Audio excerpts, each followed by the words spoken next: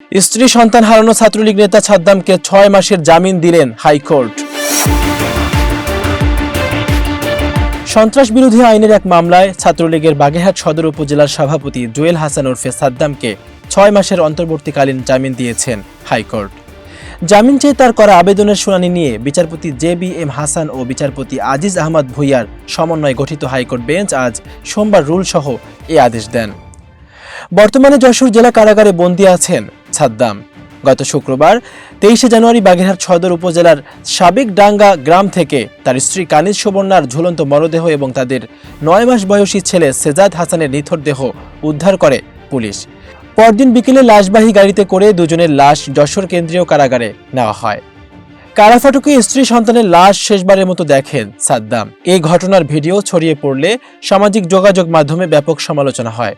স্ত্রী সন্তানের মৃত্যুতে সাদ্দামকে কেন প্যারোলে মুক্তি দেওয়া হলো না তা নিয়ে প্রশ্ন তুলেছে মানবাধিকার সংগঠনগুলো। এতক্ষণ বার্তা বৈঠকের সাথে থাকার জন্য ধন্যবাদ।